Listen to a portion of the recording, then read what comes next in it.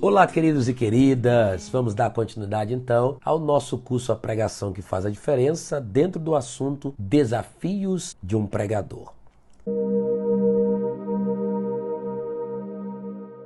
3 grandes desafios. No último vídeo nós observamos que um dos grandes desafios da vida de Samuel foi ficar longe do pecado, para viver uma vida de retidão, uma vida exemplar que pudesse glorificar o nome do Senhor. Samuel queria dar bom testemunho como mensageiro, como profeta, para que honrasse a Deus e, por sua vez, consequentemente, fosse honrado pelo Senhor Todo-Poderoso. Hoje nós vamos para o segundo desafio. E o segundo desafio da vida de um pregador, de uma pregadora, é preservar uma vida de oração, sobretudo de oração intercessória. Samuel diz: longe de mim que eu peque contra o Senhor, deixando de orar por vós. Samuel julgava um pecado, um erro muito grande, abandonar o quarto da oração, abandonar uma vida de clamor a Deus, de intimidade, de bom relacionamento. Eu estou gravando este vídeo na época da Covid-19, da manifestação do coronavírus, do distanciamento social, da chamada quarentena, que já dura mais de 100 dias aqui no Brasil. E muitos de nós estamos vivendo um tempo em que preservar uma vida de oração é algo desafiador. Eu sei que muitos dos que estão nos assistindo podem estar com a sua vida de orações em dias. Está ali, constantemente clamando ao Senhor, e eu quero glorificar a Deus por isso. No entanto, eu posso estar me dirigindo a pessoas que estão em uma guerra tão grande para preservar uma vida de oração que, na verdade, podem confessar que já não oram com a mesma intensidade. Na verdade, há dias que você não consegue se concentrar no seu cantinho, naquele lugarzinho que você sempre ia para falar com Deus. As ocupações, o desânimo, o estresse, os entretenimentos da era presente estão tentando nos roubar a intimidade com Deus, que nós também consideremos um pecado, um erro fatal, gravíssimo, deixar de ter intimidade com Deus por meio da oração. E como estamos observando, muitas vidas sendo ceifadas e boa parte delas sem Deus, sem paz, sem salvação, nós precisamos cair de joelhos para interceder, clamar a Deus que dê a estas pessoas a oportunidade de salvação antes que partam para a eternidade. Samuel não queria deixar de orar. Estava sempre clamando. Ele diz: eu não vou cessar de orar por vocês. Não pare de orar. Seja 5, 10, 15, 20 minutos, 1, 2, 3 horas. O que nos preocupa não é, na verdade, o tempo. Quanto mais tempo, de fato, melhor. No entanto, melhor do que se preocupar com o tempo é se preocupar em não deixar de orar. Essa deve ser a sua preocupação. Lembra do profeta Daniel? Quando a Bíblia testemunha de sua vida de oração, diz que 3 vezes ao dia Daniel se colocava de joelhos. Preste atenção, o texto diz 3 vezes e não 3 horas. Porque Daniel não define naquele texto, não é definido o tempo que ele passava em oração, mas é dado destaque ao fato de que ele não deixava de orar. E é isso que tem que acontecer conosco. Não deixarmos de buscar a face do Senhor, de estar intercedendo pela igreja, pela família, pelos ouvintes, pelos pregadores, pelos cantores, pelos líderes, pelos profissionais, pelos governantes do nosso país e por todas as pessoas do mundo.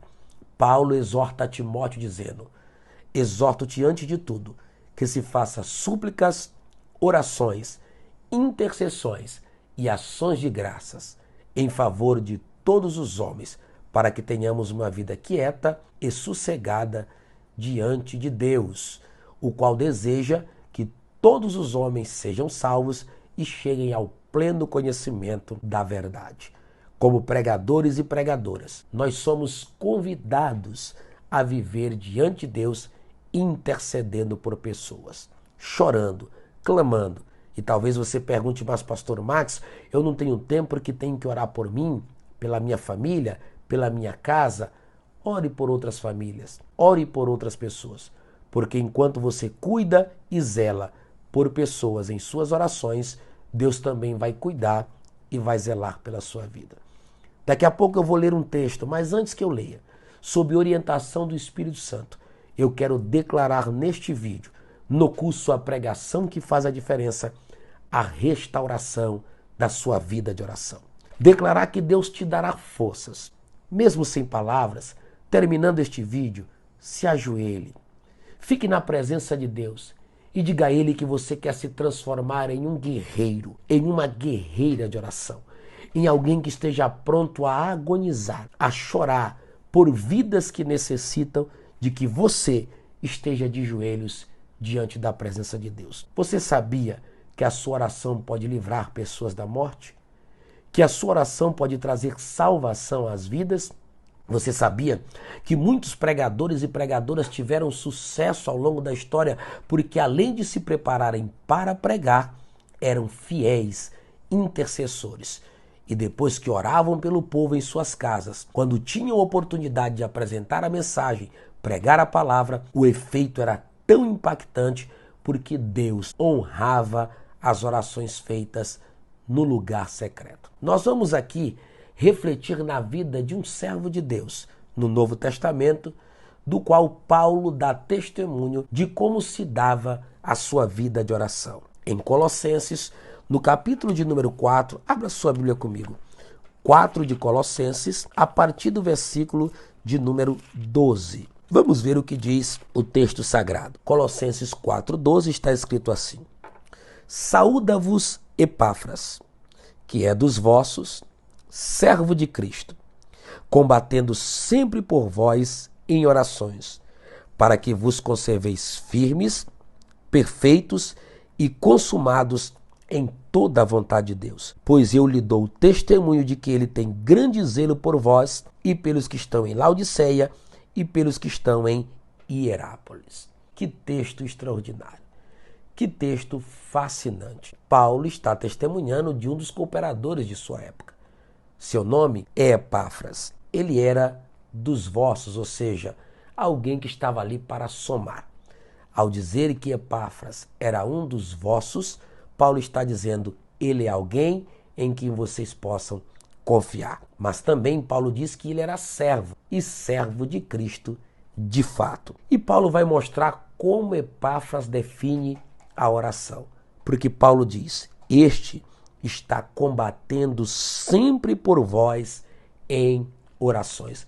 Marque isso aí na sua Bíblia. Epáfras define oração como um combate, como uma guerra, como uma batalha, uma luta travada da qual ele não podia fugir nem baixar a guarda. E na sua batalha, na sua guerra de oração em favor dos crentes colossenses, ele pediu o seguinte, que eles se conservassem firmes, perfeitos e consumados em toda a vontade de Deus. Que coisa linda!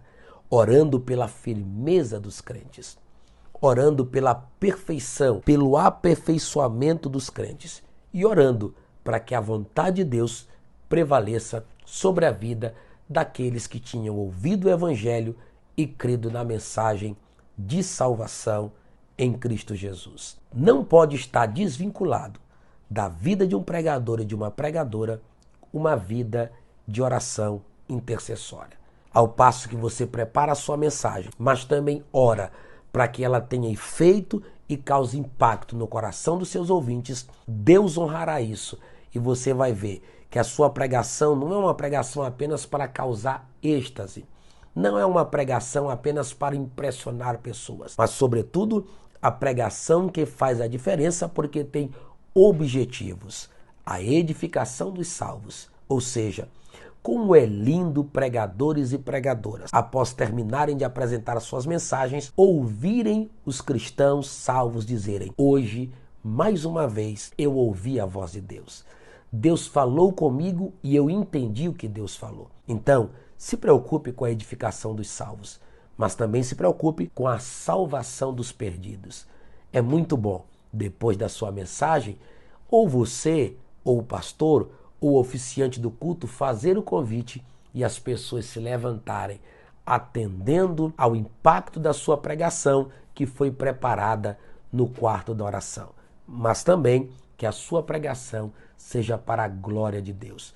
Quando estiver orando, diga isso para ele: Senhor, que quando eu pregar, o teu nome seja glorificado. Tal oração, indiscutivelmente, será respondida de forma eficaz pelo Deus Todo-Poderoso. Este é mais um de seus desafios: manter uma vida de oração. E Deus fará isso para a glória do seu santo nome. Um abraço e até o próximo vídeo, com o favor de Deus.